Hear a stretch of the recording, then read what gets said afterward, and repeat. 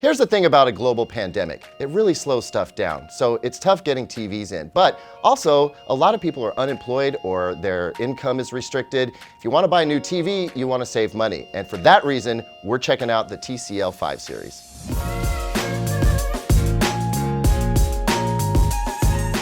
Welcome back, everyone. I'm Caleb Dennison, and yeah, the TCL 5 series from 2019, not 2020, is what we're unboxing and setting up today. Now, the new TCL TVs will be coming out. They're announced usually at the end of July, and then we get to pull them in August, so they're coming. But this TV is still for sale. There's plenty of them around, and it's super inexpensive. So let's dig in.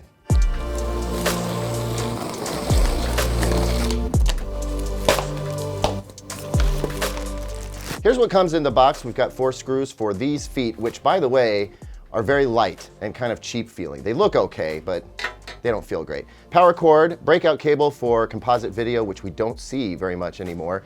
Batteries, a remote, which interestingly enough has a Disney Plus button on it. This TV came out way before Disney Plus was a thing, so that's interesting. No guarantees that yours will have that, however. Depends on when it was shipped to the store that you buy it from. This does have the volume controls, but no headphone jack, and then of course, some product literature. This is not my favorite setup. There's a couple of little nubbins that you're supposed to line up, and you never really know if you've got it just right. But you know, the screws are long and they go well into the cabinet, so hopefully we're looking at a relatively stable setup here. And we're up. And while we're back here, I just want to point out that the VESA mounting holes here, kind of widespread, so keep that in mind if you're going to wall mount. You do get 4 HDMI inputs, which is pretty standard these days, but this TV being from 2019, it doesn't support any of the new HDMI 2.1 features like auto low latency mode or variable refresh rate. You do get standard ARC through HDMI number 4, and that's about that. Okay, here we are with the full frontal shot, and looks pretty good, right? Actually, I'll admit that when I first pulled this out of the box, I was like, oh no, and then I realized it's just film. It looks like somebody did a really bad DIY window tinting job. So that's gonna have to come off real quick. 5 minutes later, the plastic is finally off, and you know what? This looks really nice, especially for a $600 65-inch TV. Almost no bezels on the side or top. You do have a pretty substantial bar along the bottom, and I've never been a big fan of the little circle on the right next to the Roku TV badge, but hey. Now, I'll press the power button, and it's instantly on. So it's obviously in a standby mode when you get it. It takes a little while to power down, but boy, it turns on fast. And let's go ahead and get this guy set up. These days, you should just expect that once you connect to the internet, you're gonna have to go through an update. We're definitely having to do that here.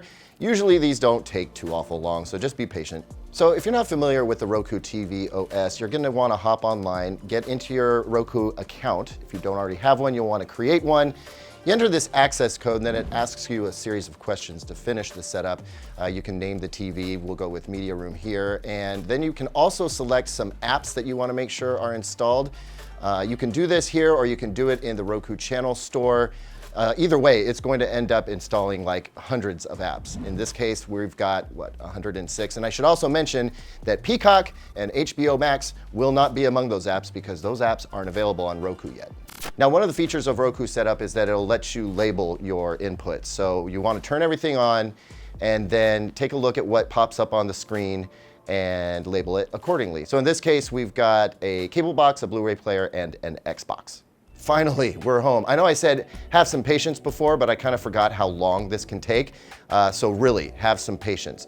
And once you get into your setup, you may find that you want to move apps around. So in this particular case, I definitely want to move Netflix towards the top. Just press the star key and put it where you want. Now, you'd think one of the advantages of having a Roku account would be that it would automatically sign you into your app since it knows what the sign-in information is, but unfortunately that's not the case. So one more step that you'll need to go through is signing into your apps. Now that's true for pretty much any smart TV platform. I just wish that Roku could get that fixed. Now let's talk about picture settings, and I've got some news for you here. You're gonna have to go into each individual input to do the picture settings. It does not carry over across all of your inputs, nor does it apply to your streaming apps either. So let's dig in. I've already set up this particular input for the Xbox. Just go straight into picture settings, skip all the other stuff, and pick the mode that you want.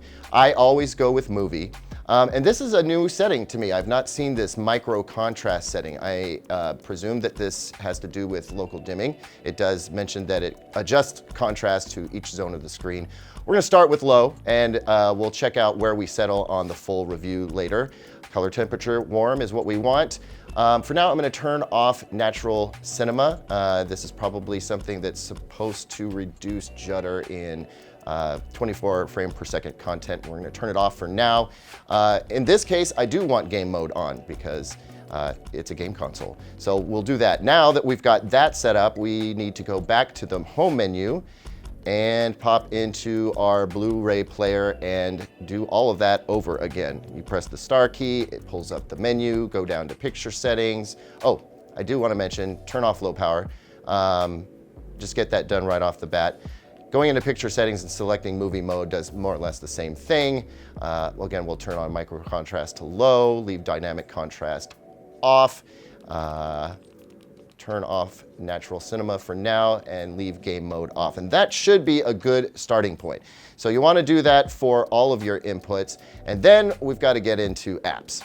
So I've made my way to Netflix and I press the star key and nothing happens. I presume that you actually have to start playing some content in order to make any adjustments to the picture settings. So I'm starting with something that is in HD, not HDR, not Dolby Vision, just standard HD. 4K would be fine too, although a lot of times you get HDR with those. So I'm going to press the star key and here we are.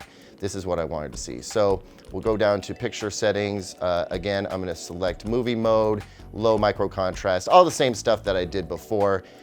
Turn natural cinema off, which should get rid of the soap opera effect. Let's see if there's anything else I wanna touch. Active action smoothing is off. Okay, so that would be something that turned off the soap opera effect, but in the movie mode, it's automatically defeated. Now I want to pop into something that has Dolby Vision. We'll do Netflix series Unsolved Mysteries for that. We'll start playing the episode, and once we do, we go into Dolby Vision mode, press the star key, and go down to picture settings. There are 3 options for Dolby Vision: normal, bright, and dark. I'm gonna go with normal for the sake of this video now, even though that appears to cool off the color temperature. Turn on micro contrast and take a look at natural cinema is off. Action smoothing is at medium. That's disappointing. I would assume that Dolby Vision would want that off by default, but apparently not. Something I find very interesting is that YouTube TV is pre-installed, but regular YouTube is not, which I find to be very strange. But I'm gonna go ahead and download YouTube because 1, I watch a lot of YouTube, and 2, I wanna find out if the settings that I made in Netflix carry over to other apps. So while we're streaming something, I pop in and it looks like I'm in movie mode. Let's see if all the other settings carried over. And it looks like they did. Not sure why there's an asterisk next to movie there. That seems odd. But yeah, good news. You don't have to pop into each individual app to get your picture settings straight. It's gonna carry over. Okay, we're all set up. It took a little while, but I think it's worth putting in the time because once Roku is set up, it's a pretty smooth experience. We've got all our picture settings dialed in. We've got our apps loaded up, so we're ready to watch TV. And if you want to check out what your TV can do, try pulling up the Dolby channel. It's got a bunch of Dolby Vision clips that look really good and kind of show off what the TV is capable of. And so far, it looks like it's capable of doing some pretty great things, especially when you consider this 65-inch model is just $600. That screams of value, even if it is a 2019 TV, especially because it's a 2019 TV. I'm really looking forward to seeing how it holds up against some of the newer stuff that we're seeing, but regardless, that value is pretty killer. So stay tuned for the full review. I think you're gonna wanna hear what I have to say. Thanks as always for watching, everyone. I know we like to check out fancy flagships on this channel, but where's the TCL 5 series on your radar?